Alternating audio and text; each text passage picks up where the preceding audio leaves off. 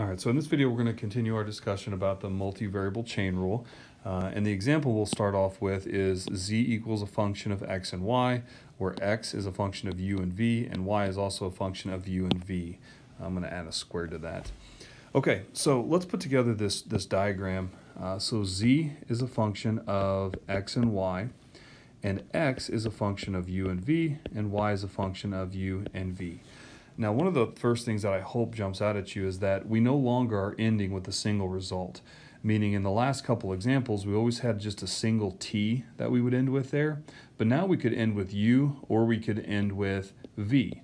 So that's going to open up the possibility now of finding more derivatives, in which case there would also be partial derivatives. So the two things that we're capable of finding from this is going to be partial of z with respect to u and the partial of z with respect to v. Because there are multiple ways of ending, it's going to be a partial derivative, and one's going to be with respect to u and one's going to be with respect to v. So let's fill out the format for partial z, partial u. So we would start partial z, partial x. Again, if there's more than one option, it's got to be a partial. Partial z, partial x, partial u, plus partial z, partial y, partial u. So it's going to be an additional partial derivative down here as well. So that was partial z, partial x, partial u, plus partial z, partial y, partial u. Now, pretty similar for the v. I'm going to start here. It's going to be a partial to x, partial to v, partial to y, partial to v. So we've got partial z, partial x, partial v, plus partial z, partial y, partial derivative v.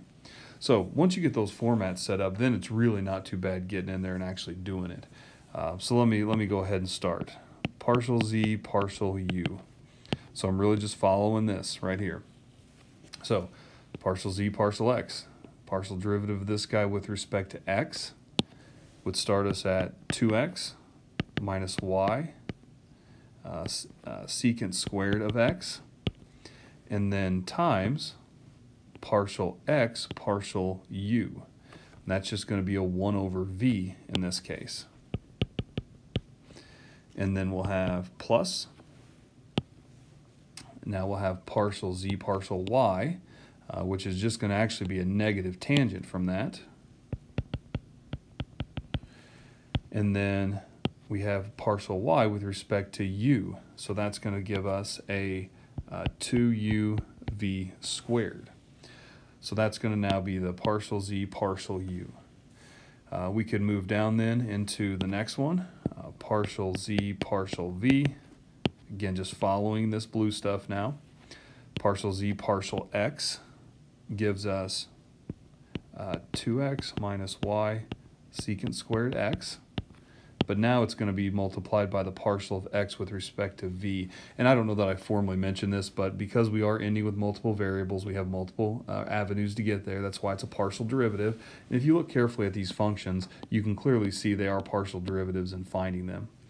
So I'm back to partial x, partial v, which is going to be a negative u over v squared. And then our negative tangent of x will be the same, followed by partial y, partial v. So that's going to be a 2u squared v for that one. So because of how you end, it opens up a whole new possibility of things that we can find. All right, so the next thing we're going to talk about then is implicit partial derivatives. And much of what I'm talking about here is in a general form, but it's really no different than it was in Calc 1, and I'll show you that as an example. So let's say we have a function of x's and y's equaling a constant, which again it would have been in Calc 1 as well. We're also going to define y as a function of x now at this point, okay? So that's going to create the mapping that f is going to go to either x or y, but y is going to go to x, okay?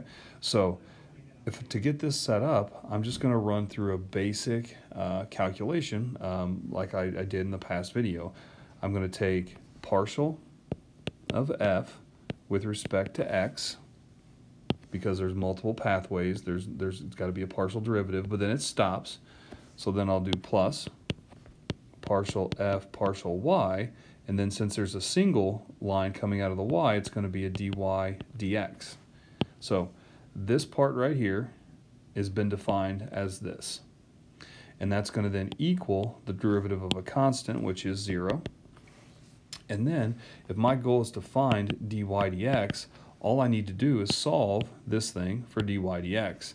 And in doing so, that's going to be a negative partial f partial x over partial f partial y. So that's going to be a formula now for finding the implicit derivative. And so let me show you how this all translates from Calc 1.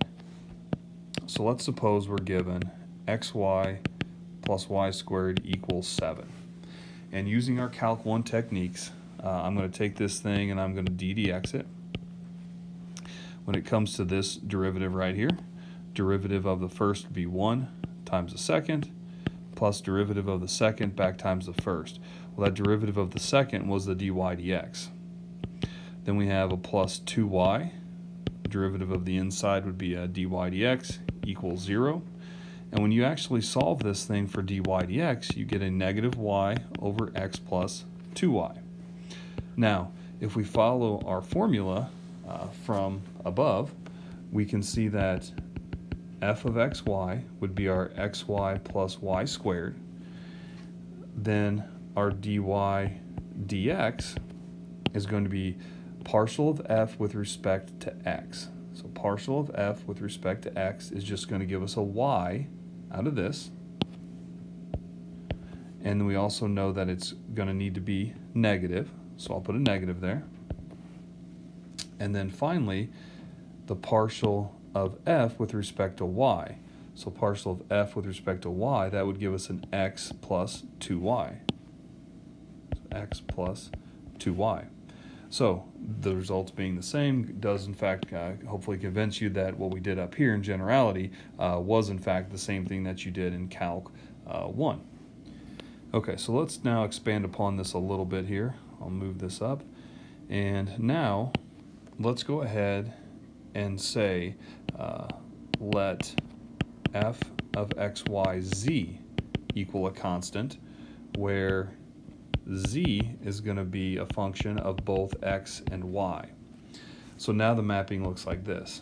F can go to either x, y, or z, but it's only z that can go to x and y. Now, because of where you end or how you can end, it's going to be, you're going to have multiple options here. Let's take a look at partial z, partial x, versus partial z, partial y. So let's take a look here at partial z, partial x. So remember, we only care about finishing at x's. So to get and finish at an x, we'd have f taking us to x. It's going to be a partial derivative because there were multiple options. So we have partial f, partial x, plus, we don't care about the y because you don't end with an x. And then we've got partial f, partial z, partial f, partial z, and then we're going to have partial z, partial x. That's going to then be set equal to 0 for the reasons from above. The derivative of a constant is 0. So then, if I take this and I solve this for partial z, partial x, that's going to give me a partial z, partial x equaling negative partial f, partial x over partial f, partial z. So that formula could then be used to find this guy. And finally, for this, again, we're only going to care about ending where y is. So that'll start us off at partial f, partial y, plus partial f, partial z, partial y equals 0. All right, so we came down this guy, we came down this guy, and then we branched off again down to this. So taking this now and solving it for partial z, partial y, that's going to be a negative partial f, partial y divided by partial f, partial z.